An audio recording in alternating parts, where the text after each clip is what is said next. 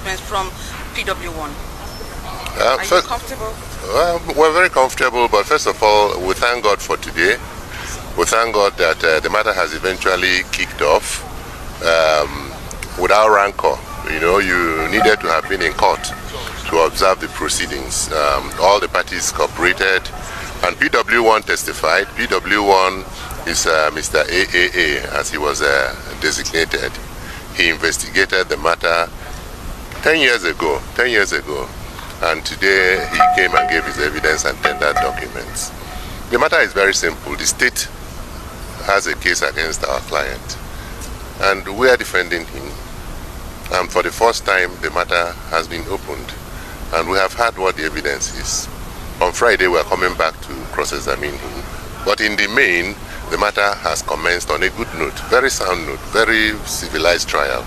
And we hope by the grace of God we'll continue on this note and get to the end. All right.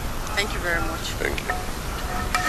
Reason why we have to say something in addition to what the SAN has said. These gentlemen here, these lawyers standing with me here, are members of the old guard. We have been there from the get-go, so we know the nitty-gritty of this case. Well, what I can add is we are finally here. The government is finally having the trial that it desires. Our position still remains unchanged despite the ongoing trial. That our client is innocent of the charges, that the case is driven by political considerations, and in the end, the innocence of our client will be established. So we take it from here to 2nd May, when we are going to subject the government witness who testified today. We are going to submit him to, or subject him to cross-examination, and then the truth shall begin to be revealed to everybody. Thank you very much. All right. We appreciate you always being around to cover this very political trial that has been ongoing for the past 10 years. Now, since the federal government of Nigeria has now officially decided to start the case of Mazi Nnamdi Kanu, it is now pertinent for us to bring some important videos that will back up Mazi Nnamdi Kanu. But you will recall that nobody was allowed to see the witness, but I think Mazi Nnamdi Kanu was the only one given that privilege to see the witness. So I believe he knows who the witness is, or he has seen the face. Let us put it this way: he has seen the face of the person who says he is the first witness. But before we go further, I would like you to watch this video and hear clearly.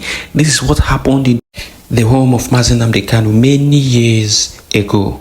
You know, it was a peaceful movement. Everything was peaceful until the Nigerian government decided to make it, you know, a violent case. Now, listen to the people who were present on the day the Nigerian military came to Mazi Nnamdi Kanu's home. Listen to what they had to say.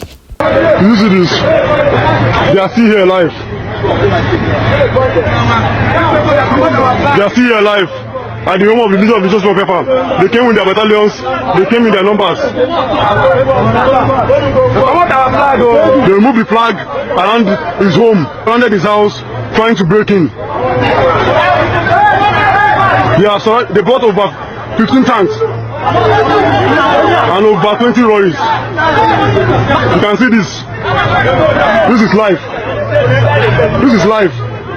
We will continue to remain fearless before our enemies. We are ready to die for Biafra, and there is no going back in the restoration of Biafra. There is no going back. There is no going back. We are ready. Oh God.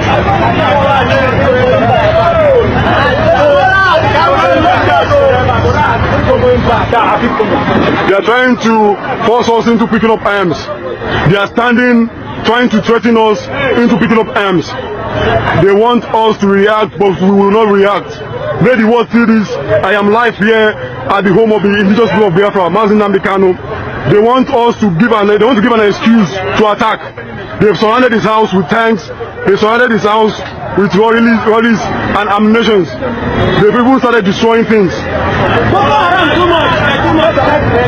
They won't go to Sambisa Forest to fight, but they are here.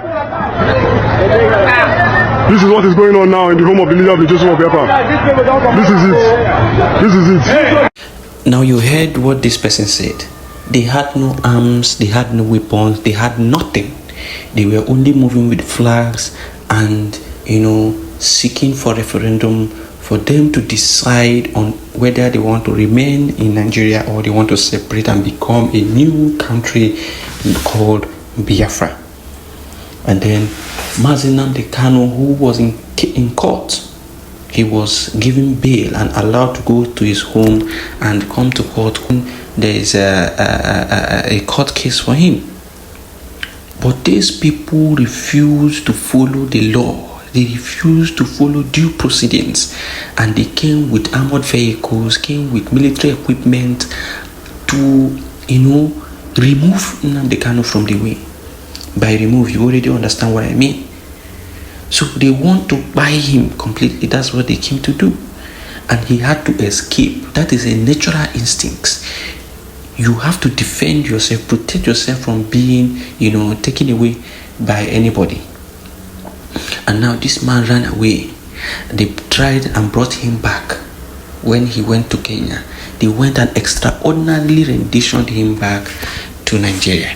But this particular act and many other heinous crimes that the Nigerian government has committed led to Nnamdi Kanu saying there is now need for us to defend ourselves. There is now need for us to go into arms and defend ourselves because these people are coming with heavy military equipment to try and take us all out of the face of the earth. And that led to the inauguration of ESN. That led to the formation of ESN and has progressed to the Biafra Liberation Army under the PM Simon Eba.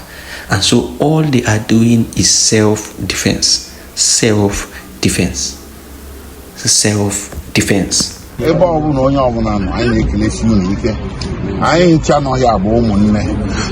people I'm with here are my brothers and sisters. We are all Biafrans of one mind.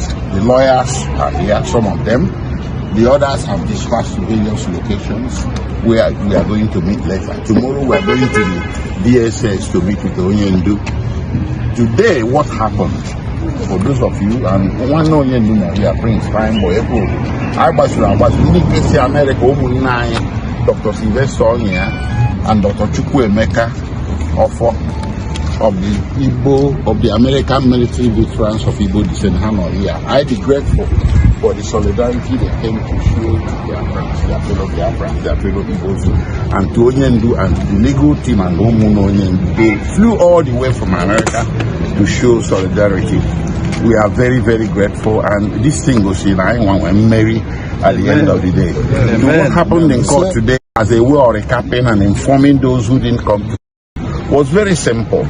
Finally, the government is getting the so-called trial that it has always desired as of late. It didn't desire this trial for the past 10 years, but for the past 6-7 months, the government has been intent on having a trial.